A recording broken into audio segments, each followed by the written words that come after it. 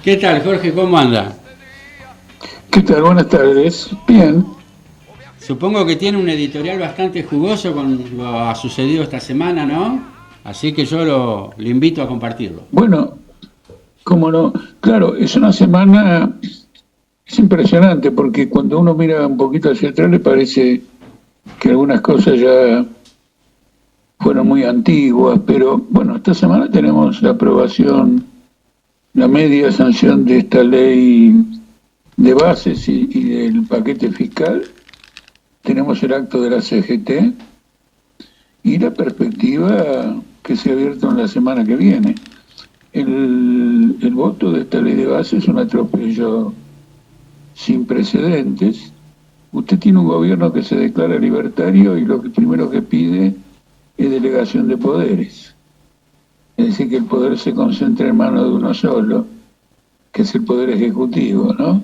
Contradicciones de esta fantasía que yo he decidido llamarla, empezar a llamarla gobierno liberticida, porque todo lo que hace es un ataque frontal a las libertades democráticas. Eh, esta ley es extremadamente dañina y algunos hasta la califican como extremadamente corrupta. Bueno, dañina porque priva derechos fundamentales a los trabajadores. Quiero señalar algunas cosas que no han quedado muy evidentes ante la opinión pública en el debate. Por ejemplo, cuando había una actitud, un despido discriminatorio en una empresa, el trabajador que recurría a la justicia y obtenía satisfacción a su demanda, conseguía ser reincorporado. Es decir, en eso consistía la satisfacción de la demanda. Ahora eso ha sido suplantado por una indemnización.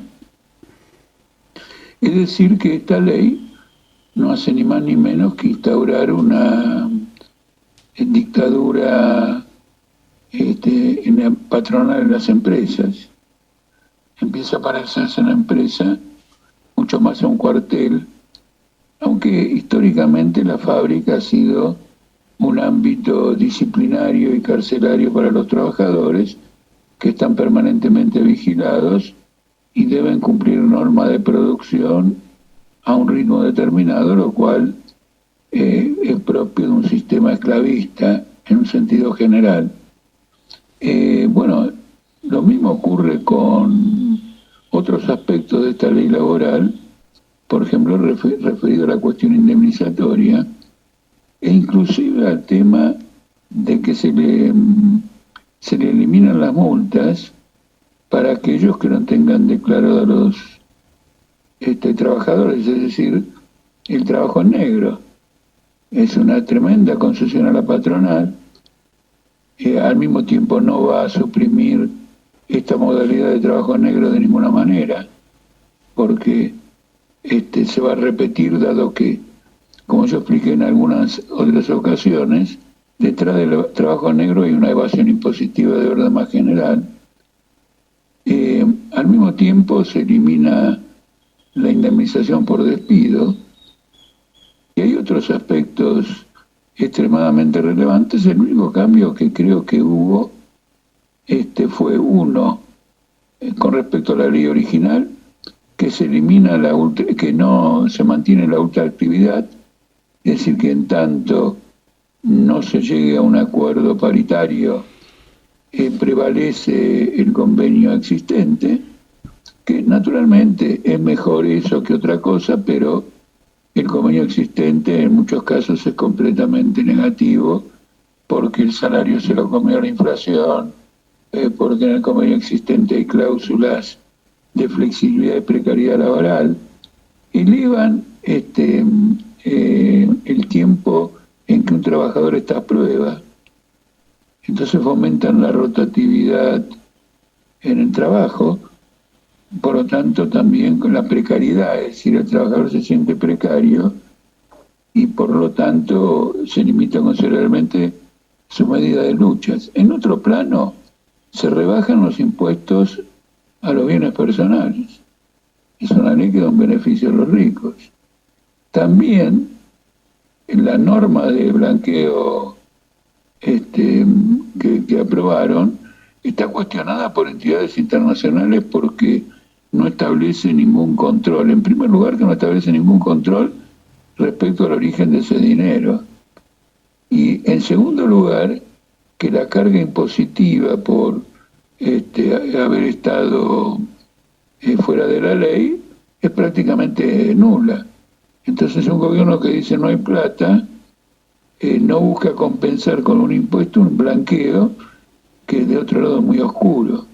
Hay otro aspecto que es conocido como RIGI, y que lo saquemos, digamos que se trata de autorización a inversiones superiores a 200 millones de dólares que tienen características casi coloniales, porque normalmente cuando se hace un acuerdo de inversiones se establecen una serie de reglamentaciones importantes. Por ejemplo, China llegó al nivel que se encuentra ahora porque en los acuerdos de inversiones extranjeras obligaba a las empresas que querían invertir en China a compartir sus servicios tecnológicos. Por lo tanto, China dio un gran avance, un avance a saltos en materia tecnológica, porque obligaba a las empresas extranjeras a compartir sus patentes tecnológicas. Acá no ocurre nada de eso, al extremo que se denuncia que ni siquiera va a ofrecer el más mínimo negocio a empresas locales en materia de abastecimiento de materias primas, es decir, toda una serie de provisiones que pueden venir del abastecimiento local. Entonces esto significaría que una empresa en estas condiciones puede traer todo importado y agravar, por lo tanto, las condiciones financieras de Argentina y elegir caprichosamente a sus proveedores. Bueno, tiene toda una cantidad... Bueno, todo esto lo importante es que fue aprobado por una mayoría.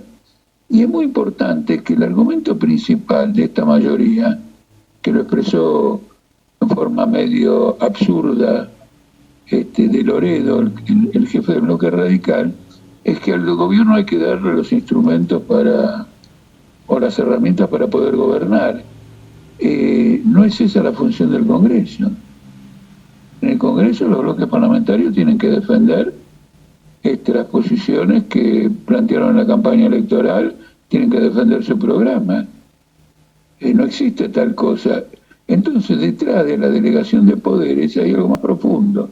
Aquellos poderes que no se delegan, igualmente están delegados por esta concepción de darle al gobierno de Milei las herramientas de su política. En una palabra, la pérdida, la confiscación del 50% de las jubilaciones es una herramienta fundamental del gobierno que nadie ha objetado en el Congreso, y bueno, y se la dan y no la objetan y nadie hace absolutamente nada, y han fracasado sesiones especiales para discutirlo, porque hay que dar herramientas al Poder Ejecutivo. Quiere decir que el Congreso renuncia completamente a su rol y avala un régimen de decreto y de delegación de poderes.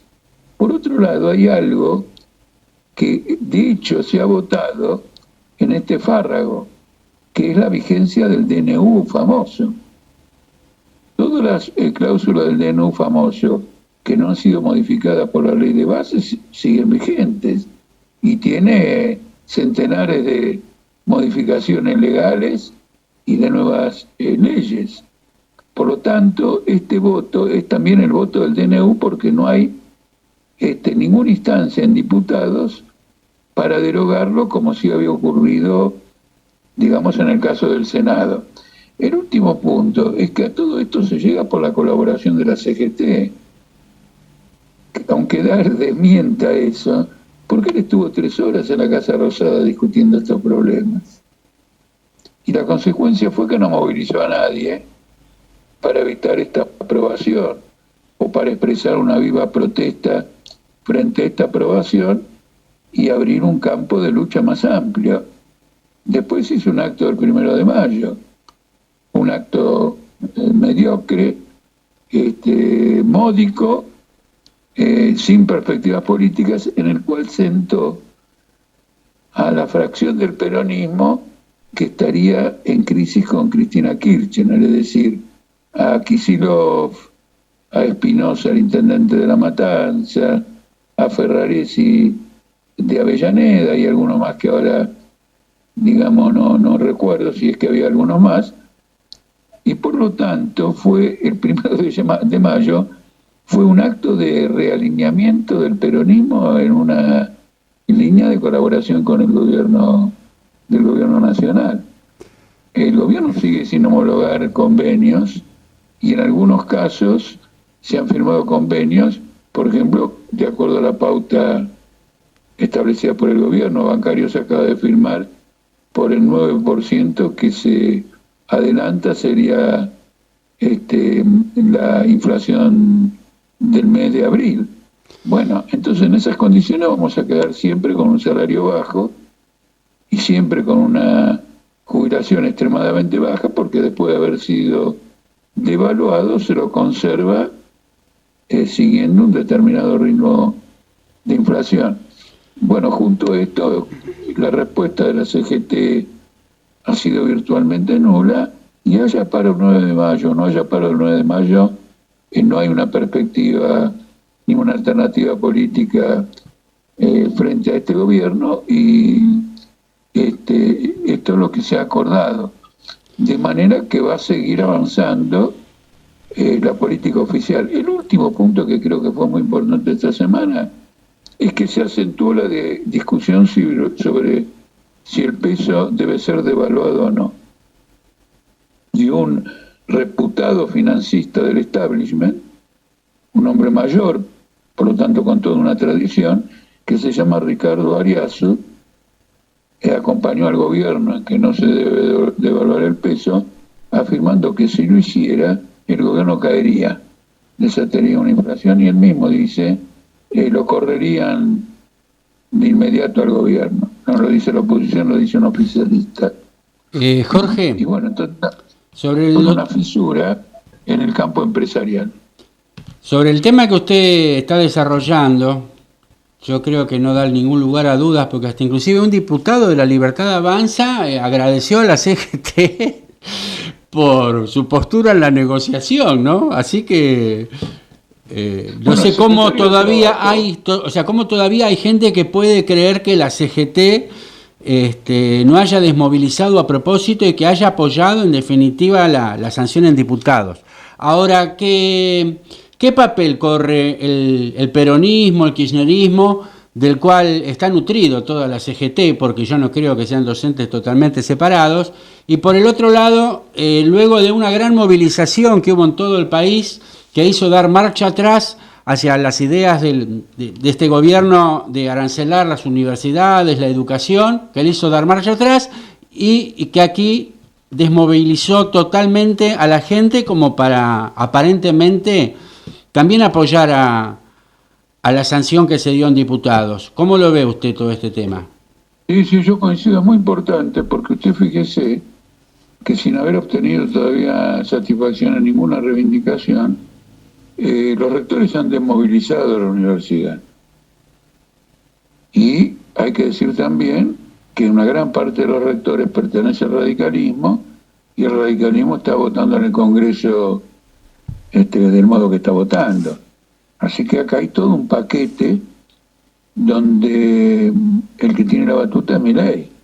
Le ha impuesto absolutamente su política bajo la presión de las entidades empresarias. En algún diario leí que determinados empresarios de gran importancia recorrieron a distintas sedes políticas para decirle que hay que votar todo esto. En el fondo, lo que hay es el tema de evitar que una crisis política con Milei, frente a una agresión tan inaudita, y trabajar en la contención del movimiento obrero. Porque cuando uno hace las cuentas, las empresas, algún sector está ganando un montón de plata y otras empiezan a tener dificultades porque Argentina ha entrado en depresión. La caída del Producto Bruto Interanual ya es del 10%, 9 y algo. Eso es una cosa fenomenal. Eso lo tuvieron algunos países bajo la pandemia, cuando clausuraron actividades. Entonces esto ha provocado una quiebra dentro del empresariado, pero las conquistas laborales que obtuvo el empresariado son estratégicas. Por ejemplo, en el sindicato del neumático, la paritaria está completamente parada, pero los despidos en Pirelli y en Bridgestone, estos son todos los días. Entonces esta semana va a haber paros, tanto por la paritaria como por lo que está ocurriendo en materia de despidos. Y fíjese que además, para reforzar estos despidos, liberaron la importación de neumáticos. Ahora, los principales importadores de neumáticos van a ser los mismos que están acá, porque Bridgestone tiene una poderosa fábrica en Brasil.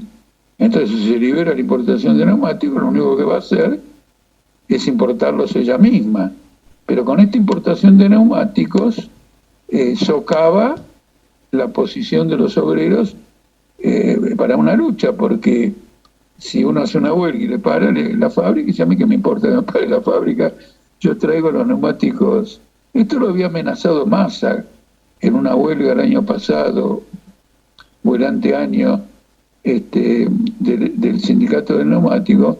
Había amenazado con abrir la importación. Luego eso, digamos, no prosperó, pero ahora se ha concretado.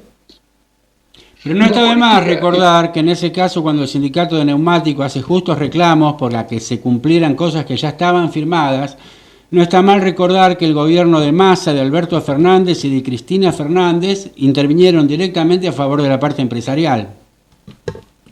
Sí, famosa, por eso le digo, se reunieron y amenazaron con intervenir el sindicato y abrir la importación de neumáticos. Es decir, estas son actitudes rompehuelgas de parte del Estado absolutamente claras, pero ahora las concreta, digamos, las concreta Milei. Esto es extremadamente importante.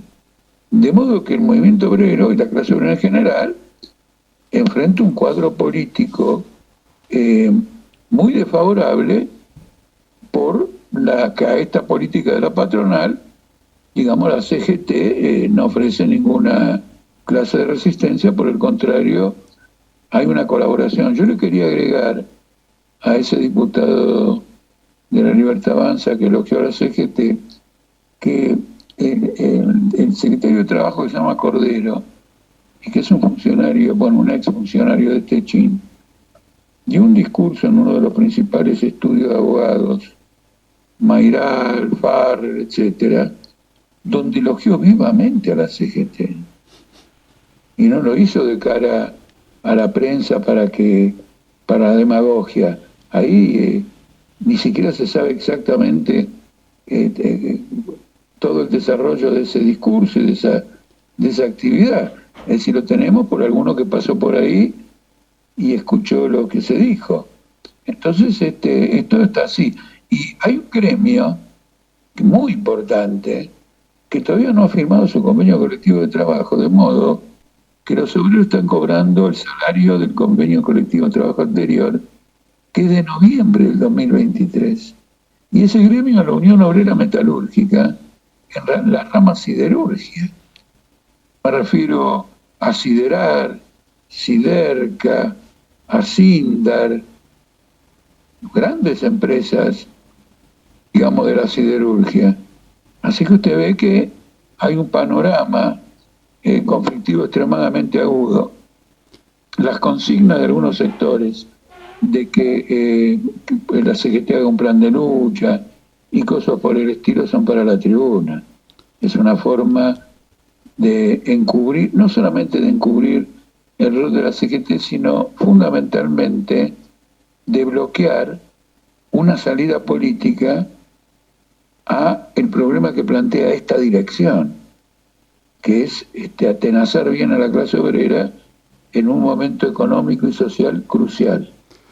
Y con respecto a lo que propone este proyecto de ley bases, con respecto a las jubilaciones, de anular las moratorias cuando no se cumplen los 30 años, ¿qué significa eso en lo práctico para la persona común, Jorge, si usted le puede explicar?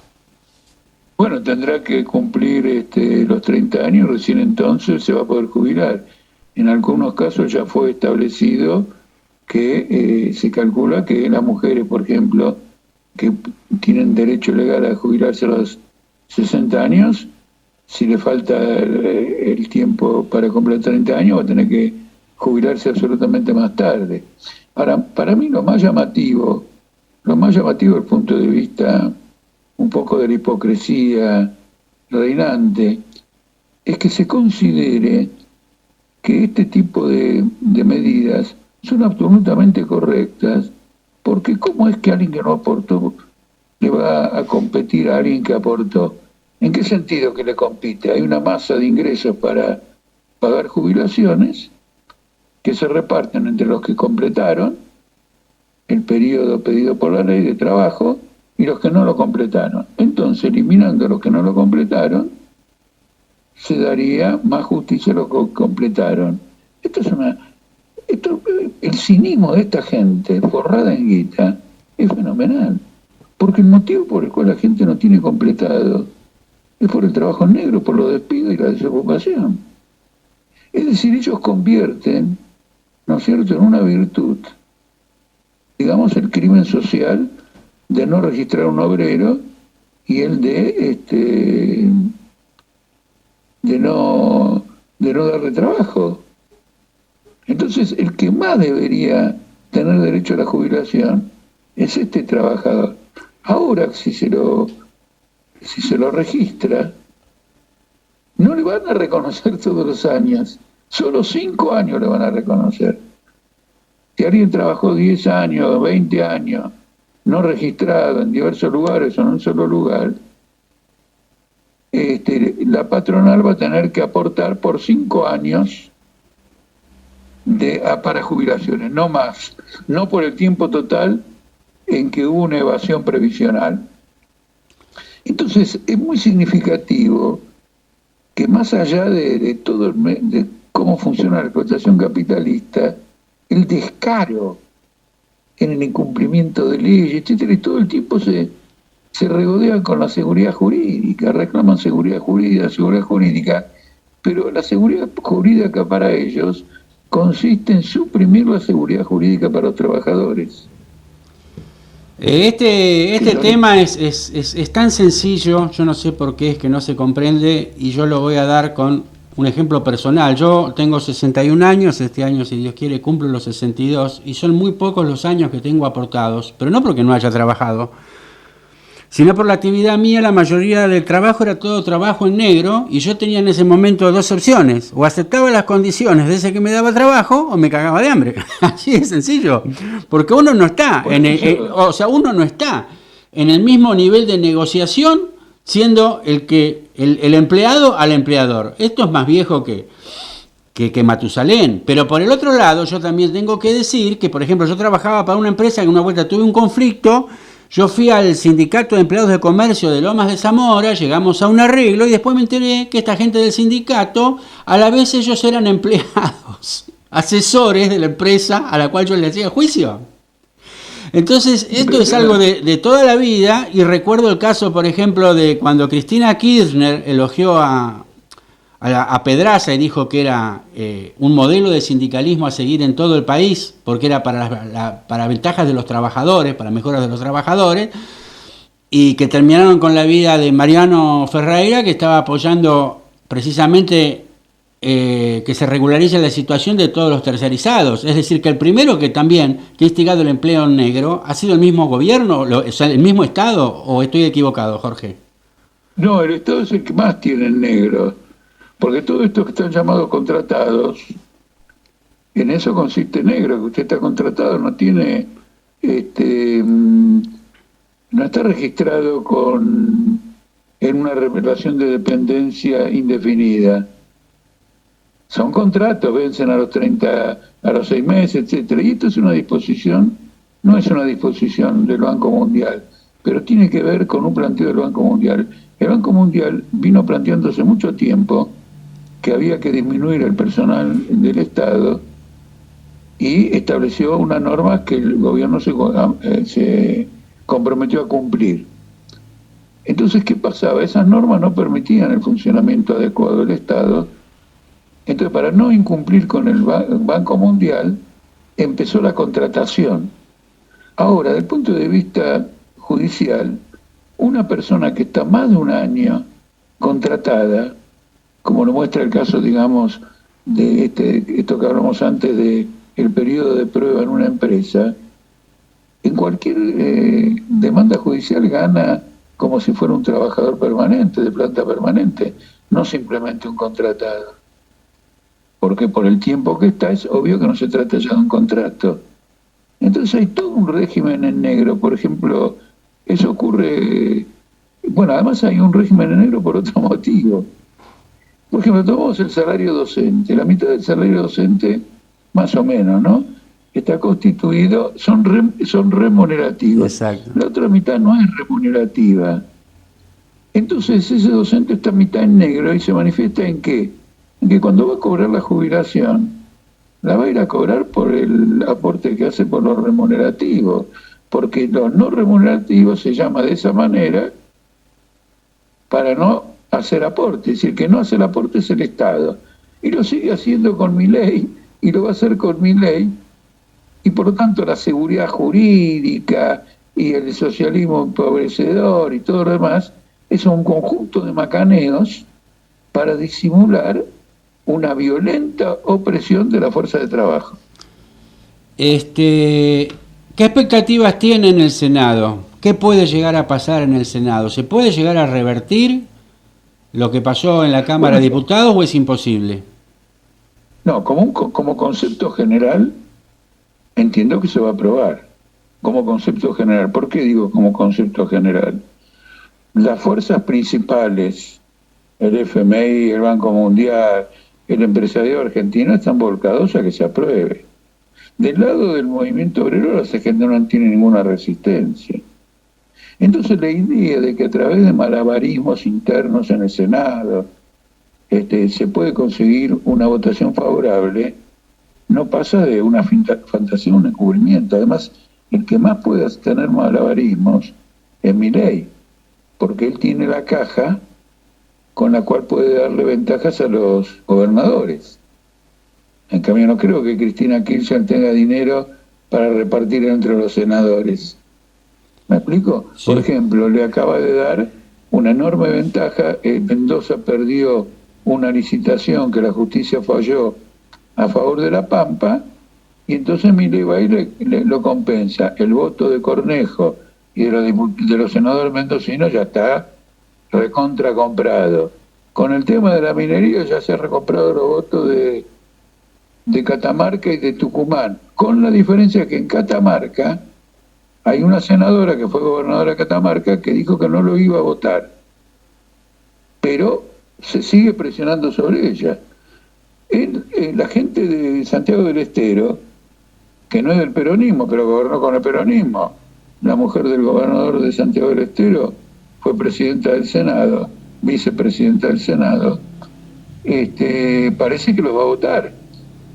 Entonces, nuevamente se plantea la cuestión de la movilización, se plantea el problema de la huelga, y después hay un paquete fiscal. Ese paquete fiscal es tremendamente oneroso, por ejemplo, para el sindicato del aceite, para los bancarios, para los petroleros, en el sentido de que los salarios de estos trabajadores tienen una cantidad de ítems que lleva el salario final de bolsillo a un cierto nivel que está grabado. Ahora, cuidado, que el gobierno podría haber dicho, bueno, yo no te voy a grabar el salario, yo no te voy a grabar los ítems que se agregan al salario. Te grabo el salario, entonces esos ítems quedaban afuera y el trabajador no paga un impuesto. No, sacó la ley diciendo, no, yo te grabo todo. Y no solo que le graba todo, sino que es una cosa muy interesante. Consideran que este impuesto es clave para el equilibrio fiscal. Es decir, que el gobierno se viene abajo si los petroleros, los bancarios, los aceiteros y algún personal jerárquico no paga el impuesto a este salario.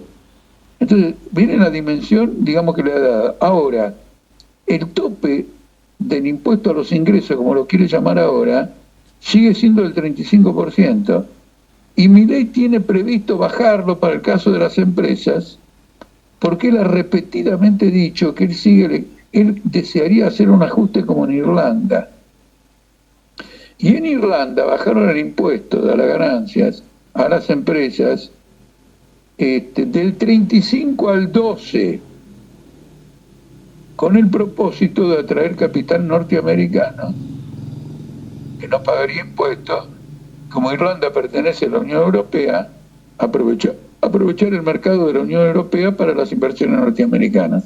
Bueno, esto ha desatado una crisis en la Unión Europea, que le ha dicho a Irlanda que le va a cobrar el impuesto a esta gente en otros lados. Bueno, no importa todo eso. Pero como usted ve, el trato es brutalmente desigual. Pero en realidad el impuesto a los ingresos sería progresivo si no tiene tope. Si no tiene tope, porque hay fortunas que no pueden ser grabadas con el 35%, tienen que ser grabadas con el 40%, con el 50%, 60%, y alguna excesivamente alta con el 90%. Jorge, porque no puede ser.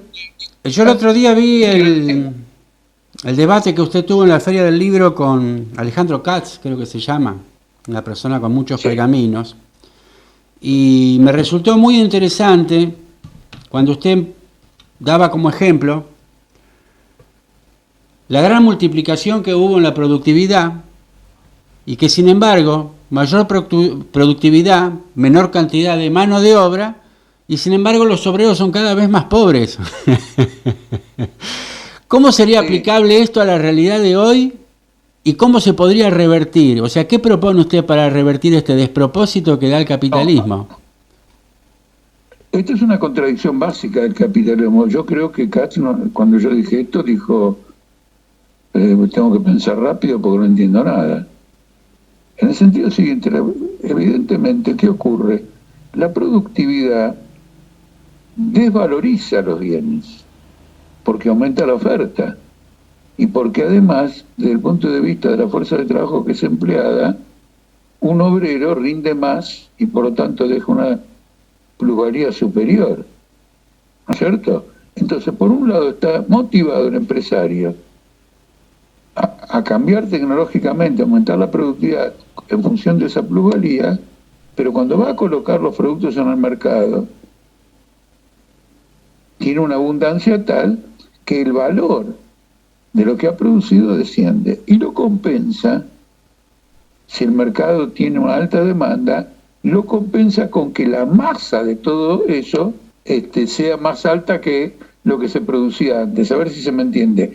Cada unidad de producto vale menos. Esto usted se da cuenta con los productos tecnológicos. Sí, un televisor. ¿No es con los autos. Sí, un auto hace un tiempo era imposible para cualquiera y ahora no se puede estacionar en las ciudades por la cantidad de autos que hay.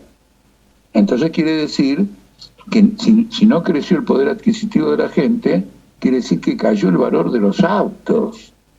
Y el valor de los autos cae por la productividad, lo cual lleva al capitalista a querer aumentar más la productividad. Porque por medio de esa productividad el obrero rinde más, la plusvalía es mayor, y va a tratar de contrarrestar con esa plusvalía mayor la caída del valor de los productos en el mercado. Es una dialéctica que está en la esencia del movimiento capitalista y que creo que no la entendió. ¿A qué viene todo esto? Viene a que él considera que la vejez es un problema social que aparentemente no tendría solución, cuando el único problema social que plantea la vejez es el capitalismo, porque si nosotros tenemos un problema de la vejez mucho más grave que lo que estábamos en otro periodo hace 100, 200 años del capitalismo, ¿cómo se explica si el capitalismo ha revolucionado todos los métodos de producción y ha creado una masa de riqueza en bienes de uso enorme? Eso es absurdo. Lo que ocurre es que al revés, necesita explotar cada vez más intensamente al obrero para contrarrestar la desvalorización que implica esta mayor productividad. Bueno, a él se le escapó, pero fue interesante para mí, por lo menos, ilustrar el carácter capitalista de los problemas de la tercera edad o de la cuarta edad.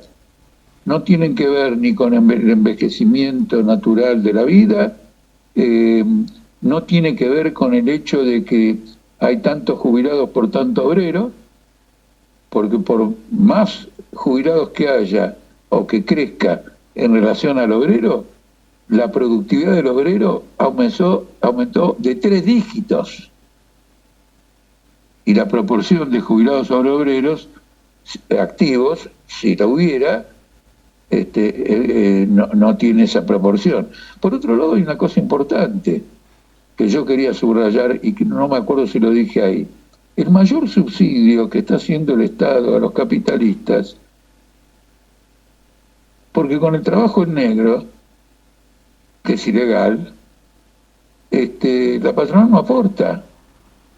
Entonces después le bajan a los jubilados el haber jubilatorio, porque dicen que no entra suficientemente dinero, pero ese dinero se lo han llevado todos los capitalistas con el trabajo en negro. En Argentina hay más trabajadores en negro que trabajadores registrados. Y le da importancia, ¿por qué? Porque hay que alentar al capital. Hay que alentar al capital ¿para qué? Para que me bajen las jubilaciones, alentar al capital para que me alarguen la jornada laboral. ¿Se entiende cómo es una contradicción explosiva cuando el capitalismo ha alcanzado una plenitud de desarrollo fenomenal? Es un capitalismo ya en la fase de su decadencia. El que está viejo es el capitalismo. Inclusive sobre este tema usted tiró un muy buen ejemplo que es contundente, es irrebatible, que era el caso de Somisa. Sí, porque en algún momento observé con la privatización de Somisa este cambio y me quedó como un ejemplo ilustrativo para no tener, a veces uno tiene que simplificar, hay problemas que son relativamente complejos, y entonces siempre el de Somisa, porque yo estuve en Somisa, adentro, hablando con los obreros, etcétera, en una campaña política, porque era una empresa del Estado, estuve en los Altos Hornos, entonces verdaderamente tenía 14.000 obreros. Ahora creo que tiene 4. Bueno, el último dato que registré yo, porque no me voy a dedicar a estudiar particularmente a Techín, y tiene una producción infinitamente superior. Y no le cuento el caso de Siderca, que convierte a Techín en una de las principales empresas del mundo. Los competidores son los chinos, en la fabricación de caños sin costura para la industria petrolera. Usted sabe que quedan 5 minutos, Jorge, y yo lo quería destinar a algo que comenté en el primer bloque, que hoy se cumple un aniversario de la desaparición del gran escritor y periodista Haroldo Conti. Yo creo que fue contemporáneo y le quería hacer alguna pregunta si usted lo conocía, qué opinión nos puede dar de él, como para reflotar su figura, no solamente su figura en las fases de creación literaria o periodística, sino también en la lucha revolucionaria, ¿no? Sí, no, él tuvo una posición firme en el campo político. Probablemente no era una posición exactamente marxista, pero era muy vigorosa, en particular, además, en todos estos periodos de dictadura, etcétera. Entonces es una figura emblemática. La verdad que yo no me había dado cuenta que hoy fuera un aniversario de Haroldo Conti, no lo vi en ningún lugar y bueno, no lo tuve presente, pero es una figura que tenemos que tenerla presente y habría que escribir e informar a la nueva generación, porque si no rescatamos a los grandes luchadores, en este caso un gran escritor, la nueva generación no tiene de dónde alimentarse. Una de las cosas que acabó con su vida, porque más allá que ha desaparecido y no ha muerto, era que él viajaba a Cuba y que en su momento él tenía cierta simpatía y tenía un gran apoyo en la Revolución Cubana, Y que también acá simpatizaba con el, ¿cómo se llamaba? El PTR, ¿puede ser? PRT. El PRT. Y inclusive las propiedades que tenía o la propiedad que tenía, bueno, se la confiscaron y fue un robo directamente que se hizo hasta sobre la propiedad, o sea, su viuda no vio un centavo, ¿no? Esto sería bueno recordarlo para darse cuenta cómo funcionaba lo que fue el proceso militar y que en definitiva, en esencia, es el mismo gobierno que tenemos hoy. O sea, ya está escrito que ese fascismo en esta época iba a tener como un disfraz democrático. Y yo creo que hay mucho paralelismo entre la dictadura militar y este gobierno. ¿Usted no lo ve así, Jorge? Bueno, hay una cosa que es concreta, no es simplemente una opinión. La corriente política que hoy gobierna, como la corriente política que gobernó con Macri, y en parte la corriente política que gobernó con Cristina, apoyó la dictadura militar. Era el Sogaray. El Sogaray es el padre de todos estos liberales, y en el caso del peronismo, con la dictadura militar y con la AAA, estuvieron sectores enteros del peronismo. Sectores enteros del peronismo. Entonces acá no hay nadie que se salve. De manera que lo que ocurre es que dependiendo de las circunstancias, me refiero a lo siguiente, dependiendo del nivel de combatividad de la clase obrera y de la crisis que tiene la burguesía, estos mismos que apoyaron la dictadura después pueden aparecer en posiciones aparentemente contrarias por la necesidad de contener a los trabajadores, de sacarlos de su vía de lucha y emboscarlos en una posición sin perspectiva, que fue lo que hizo Kirchner en el 2003, después de haber estado 10 años con Menem, entregando todo lo que se podía entregar. Absolutamente todo. Bueno, Jorge. Entonces, las cosas son, las cosas son de esta manera. A ver, yo recuerdo que una vez Macri dijo, bueno, yo no sé qué edad tenía y todo lo demás, no importa qué edad tenés, ¿a qué corriente política perteneces? Perteneces a la corriente política que en esos años se desarrolló, se afirmó, a la corriente de la Revolución Libertadora, que ejerció varios fusilamientos, represiones, etcétera. Bueno, cada uno tiene que ponerse el sello que le corresponde. Yo mismo no viví toda la vida, nací a partir de determinado momento, pero me hago responsable críticamente, porque la historia sigue evolucionando, de la corriente política a la que yo pertenezco desde 200 años para acá. Bueno, Jorge, hemos llegado al horario, seguiremos el domingo que viene, no sé con qué tema porque no sé qué es lo que va a ocurrir en el país, en el mundo. No, bueno, tenemos que ver lo que ocurre, porque mañana, con el tema del transporte, porque no se firma la paritaria de UTA, ¿no es cierto? Y porque hay disposiciones que afectan a los trabajadores del transporte. Camioneros, por ejemplo, es afectado por el impuesto a la ganancia de la cuarta categoría. ¿Me explico? Entonces, ahí hay un problema bueno, y no le cuento los aeronáuticos, imagínense, los pilotos van a tener que pagar impuesto a la ganancia, marítimos también. ¿Cuál es el piso de ganancia que están proponiendo, Jorge, que no estoy al tanto? El piso es 1.200.000 pesos. Y bueno, son muchísimos los trabajadores que van a sufrir ese saqueo. Más de 1.000.000, no me acuerdo, 1,5 millones de trabajadores que son alcanzados por este impuesto. Después los aceiteros levantaron un paro, después que se votó, pero lo van a reiniciar o algo van a tener que hacer cuando se empiece a tratar, digamos, en el Senado. Y después hay que ver qué pasa con el paro de la CGT, que prometió para el 9 de mayo. Primero, si lo hace o no lo hace, y segundo, con qué perspectiva lo hace. Porque un paro tiene un antecedente de campaña política en favor del paro. Acá parece como un cumpleaños, o como una efeméride cualquiera.